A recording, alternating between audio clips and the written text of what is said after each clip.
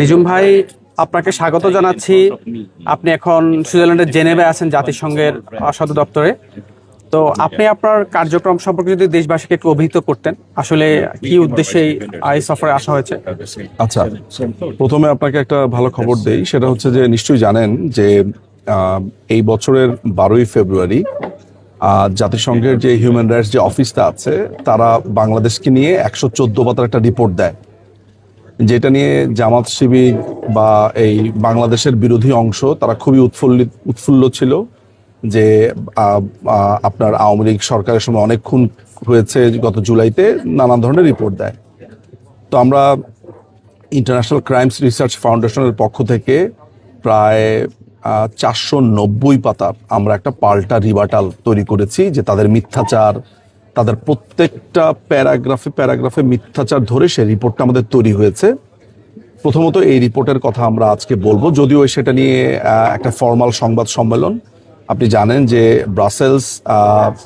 Brussels, Geneva, Paris এবং new York, London, এই জায়গাগুলোতে এরকম 4-5টা জায়গাতে আমরা সংবাদ সম্মেলন করব এবং সারা পৃথিবীকে জানাবো যে আমরাও পাল্টা একটা রিপোর্ট তৈরি করেছি। সেটাও সবাইকে পড়তে হবে, তাদের যে মিথ্যাচার, ভুল তথ্য, সেগুলা নাম্বার 1 এই ভিডিওর মাধ্যমে সেটা আমি জানিয়ে দিচ্ছি। আমরা শীঘ্রই একটা সংবাদ সম্মেলনে সবাই দেখতে পারবে, অর্থাৎ ওই রিপোর্টের একটা রিবাটাল তৈরি হয়েছে। আজকে এই মুহূর্তে আমরা জেনেভাতে জাতিসংঘের কার্যালয়ে এখানে আছি। এখানে আমাদের একটা প্রোগ্রাম আছে বাংলাদেশ বিষয়ক। বাংলাদেশের বর্তমান যেই দমন নির্যাতন, যেই মধ্যযুগের দিকে ক্রমাগত যাত্রা, মৌলবাদের উত্থান, বাংলাদেশে এখন যা চলছে, ইউনূসের ইলিগাল ক্ষমতা দখলের পর থেকে বাংলাদেশে যা কিছু হচ্ছে, সেটা নিয়ে বক্তারা সেখানে বক্তব্য দিবেন। তো সেখানে আমিও আমার অবস্থান তুলে ধরবো এবং সেখানে আরও অনেক ব্যক্তিরা আছেন, অনেক পৃথিবীর অনেক হিউম্যান রাইটস ডিফেন্ডাররা এখানে এসছেন, অনেক ডেলিগেটস এসছেন। আমরা চেষ্টা করব সেইখানে বাংলাদেশের বর্তমান চিত্রটা সবার সামনে তুলে ধরার জন্য, যে বাংলাদেশের বর্তমান ইউনূস কিভাবে ক্ষমতা দখলের পর থেকে কিভাবে একটা মৌলবাদী রাষ্ট্রে পরিণত হচ্ছে, এটিকে কিভাবে একটা ধর্মভিত্তিক রাষ্ট্র বানানোর পায়তারা চলছে, মুক্তিযুদ্ধের চেতনা কিভাবে ধূলিসাৎ করা হয়েছে, একটা সেকুলার কান্ট্রির আইডিয়াকে কিভাবে নষ্ট করে আর একটা তালেবানি রাষ্ট্র বানানোর জন্য চেষ্টা করা হচ্ছে, কিভাবে নারীদেরকে রেপ করা হচ্ছে, মানুষকে হত্যা করা হচ্ছে। আপনি জানেন নদীতে এখন আর মাছ পাওয়া যায় না বাংলাদেশের নদীতে এখন জাল ফেললেই মানুষের লাশ ওঠে। ক্রমাগতভাবে জেলের ভেতরে হত্যা করা। আপনি জানেন যে কয়দিন আগে একজন মন্ত্রী হুমায়ুন সাহেবকে চিকিৎসার অভাবে তাকে মেরে ফেলা হয়েছে এই আদালতের মধ্যেই। সো এরকম একটা ভয়ঙ্কর সিচুয়েশন সারা বিশ্ববাসীর জানা উচিত, বিশ্ববাসীর হিউম্যান রাইটস অর্গানাইজেশনগুলোর। সেই কারণেই আজকে আমরা জার্নি করে আমরা অনেকেই, শুধু আমি একা না, অনেকেই এখানে এসেছি আমরা এই কথাগুলো সারা বিশ্বে তুলে ধরবো বলে। আপনার কাছে আমার আরেকটি সম্পূরক প্রশ্ন, সেটি হচ্ছে আপনি যে রিপোর্টটি বানালেন, যেটি জাতিসংঘ, আমি না, আপনারা এখানে প্রায় 40 জনের একটা টিম কাজ করেছে, আমি তাদের মধ্যে একটা ক্ষুদ্র অংশ। জি, আমি বুঝতে পেরেছি, থ্যাংক ইউ।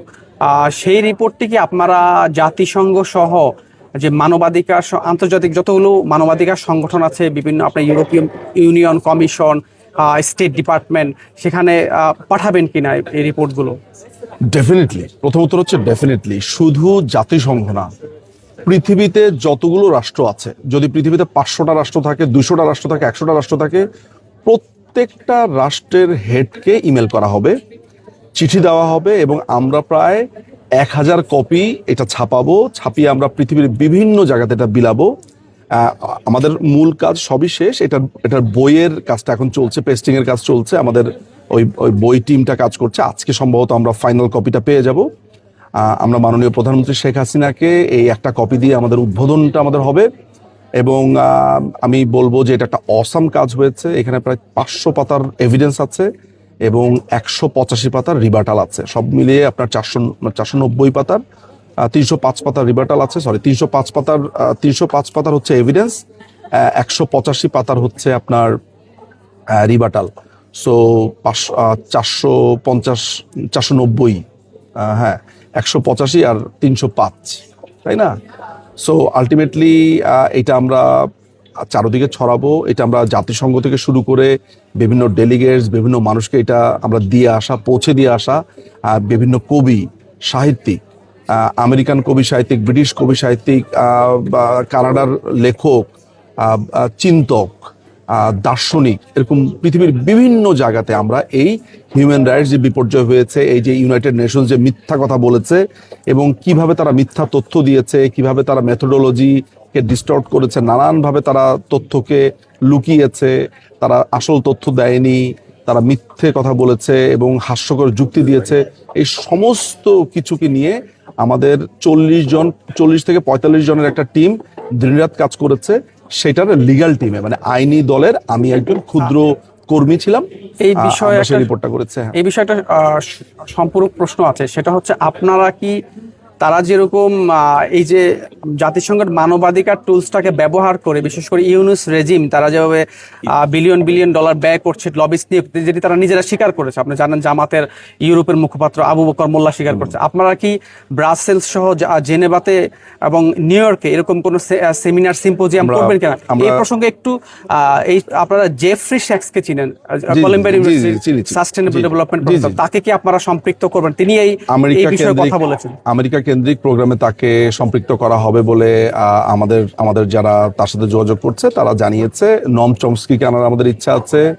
আমাদের এরকম পৃথিবীর বড় বড় লেখক লেখিকা, মানবাধিকার অর্গানাইজেশন, ব্যক্তি, এরকম অনেক মানুষকেই দাওয়াত দেওয়ার ইচ্ছা আছে। ভারতেও আমরা একটা বড় ধরনের সংবাদ সম্মেলন করতে চাই, বিশেষ করে দিল্লি, কলকাতাতে আমরা একটা বড় ধরনের সংবাদ সম্মেলন করতে চাই। এবং আমরা মোটামুটি বলা যায় যে আপনারা চেনেন এরকম পরিচিত অনেক মুখকেই আমরা আসলে এখানে এনে সম্পৃক্ত করতে চাই। এবং আমরা বলতে চাই, আপনারা দেখতে পারবেন এইটা নিয়ে প্রচার আমাদের একটা পিআর টিম আছে।